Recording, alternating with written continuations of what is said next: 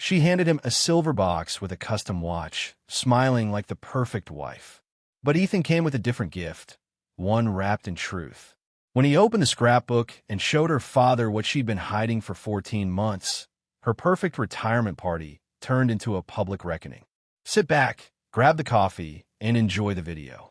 The lake shimmered under the soft golden light of an early Minnesota evening, reflecting hues of orange, pink, and fading blue.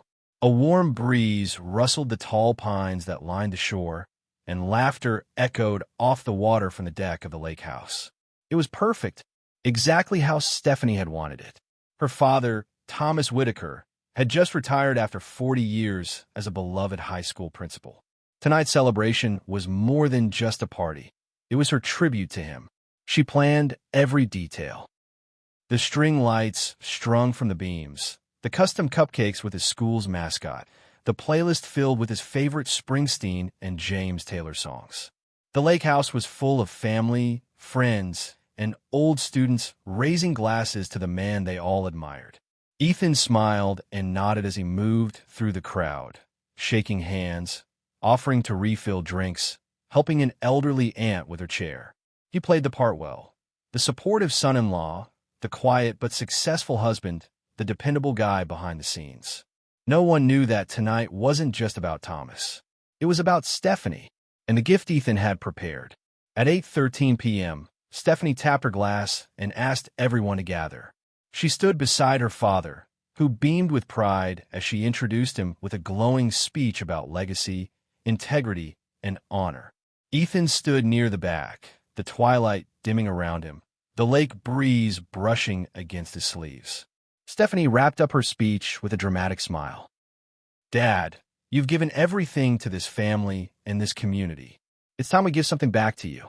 Applause broke out as her father took the microphone and began to speak, his voice thick with emotion. He shared memories of raising Stephanie and her sister, building their lake traditions, and the pride he felt in the man Stephanie had married.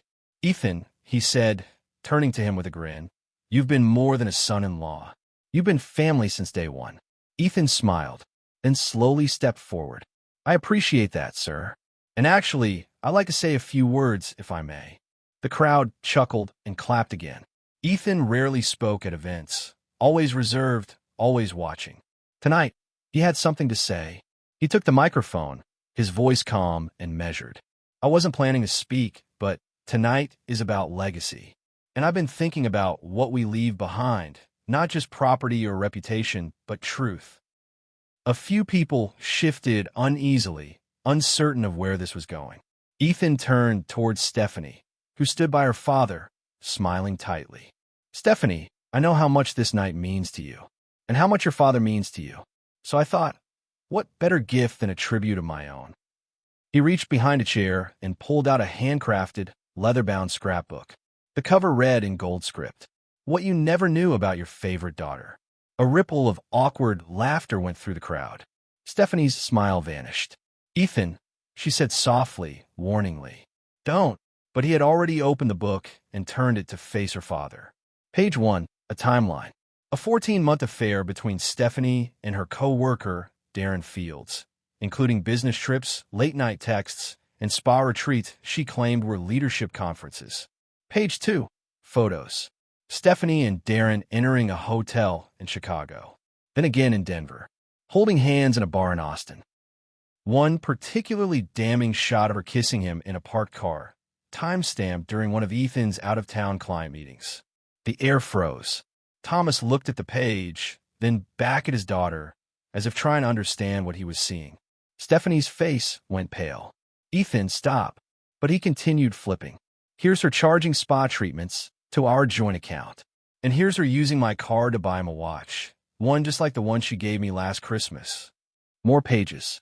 More proof. Emails. Receipts. Location data. A copy of an email Stephanie sent to Darren, telling him Ethan was checked out emotionally and too passive to notice. Ethan closed the book. The silence on the deck was suffocating. Stephanie stammered. You've been spying on me?"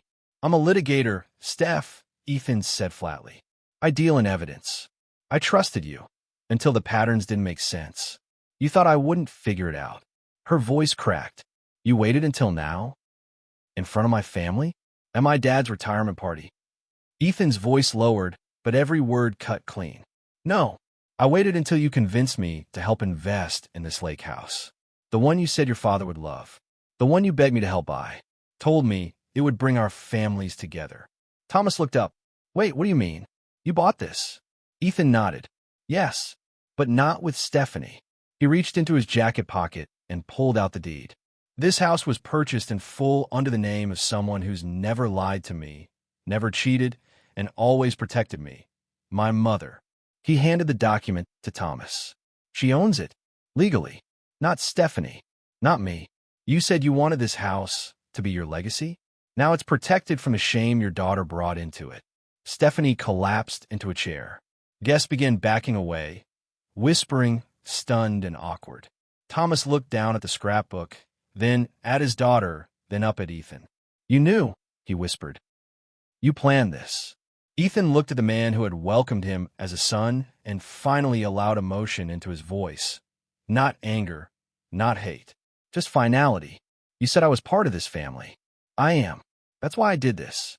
I won't let her drag your name, or mine, through the mud. Stephanie tried to speak, but her voice caught in her throat.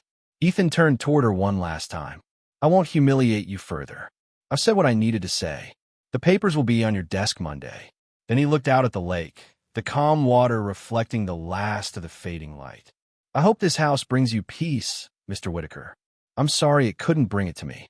And with that, Ethan walked off the deck, down the steps, and toward his car. No one followed.